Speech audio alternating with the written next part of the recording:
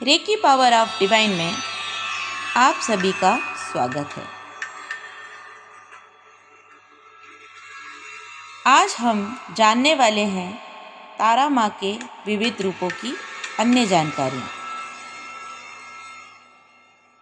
जैसा कि मैं पूर्व में ही तारा माँ की कई जानकारियाँ आपको दे चुकी हूँ मित्रों, फिर भी आप ही के द्वारा मुझे माँ के 21 रूपों का विविध स्वरूप की जानकारी की बात कही गई, तो हमने सोचा कि आपकी इस बात को भी पूरा किया जाए। तो चलिए हम इस क्रम में जानकारी शुरू करते हैं।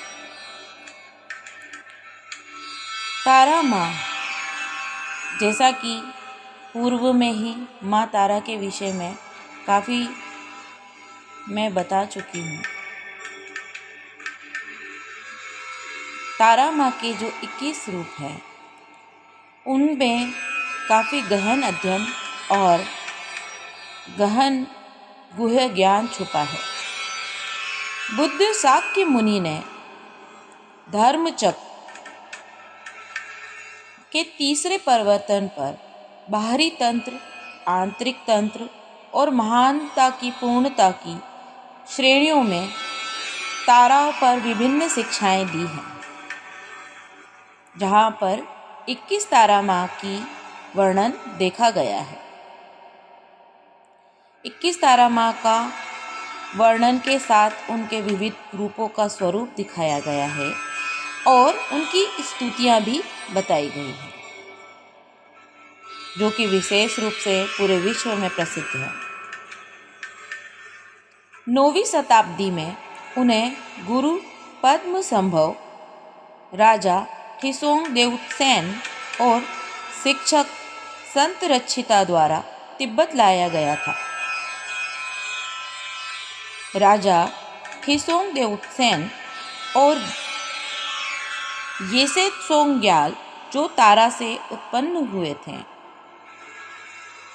गुरु पद्मसंभव के हृदय शिष्यों में से थे, जिन्होंने कई प्रकार की तारा माँ के रूप और तारा माँ के विषय में अद्भुत जानकारी और संग्रह शिक्षाएं प्राप्त की, जो आज भी बहुत ही गुप्त है। निम्नलिखित शताब्दियों के दौरान तारा माँ तिब्बत में बौद्ध धर्म में सबसे अधिक प्रसिद्ध हुई और एक शक्तिशाली देवता के रूप में उभरकर सामने है। तिब्बत बौद्ध धर्म की निगमा या प्रारंभिक अनुवाद परंपरा तारा माँ से काफ़ी जुड़ी हुई देखी गई है।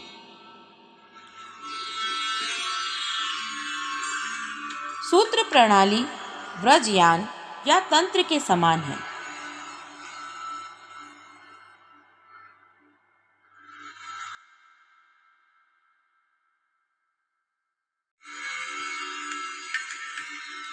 प्रवीर तारा माँ, जो माँ के 21 स्वरूप में सबसे प्रथम स्वरूप है। प्रवीरा तारा माँ, प्रवीर तारा माँ, तारा स्विफ्ट और वीर, इन नामों से भी इन्हें जाना जाता है। इन्हें प्रवीरा तारा माँ सबसे प्रसिद्ध नाम दिया गया है। ये माता के 21 स्वरूपों में सर्वप्रथम रूप है। प्रवीरा तारा माँ शून्यता से एक धर्मोदय प्रकट होता है, जहाँ पीले कमल और चंद्रमा के केंद्र में ओम है। वो तारा नायिका है। लाल और अग्नि की किरणें बिखेर रही है। उनका एक चेहरा और 8 भुजाएं हैं और मुकुट पर जुड़े हाथों की पहली जोड़ी में वज्र और घंटी है। वहीं दूसरे जोड़े के हाथ में धनुष और बाण है। तीसरे हाथ में चक्र और शंख है।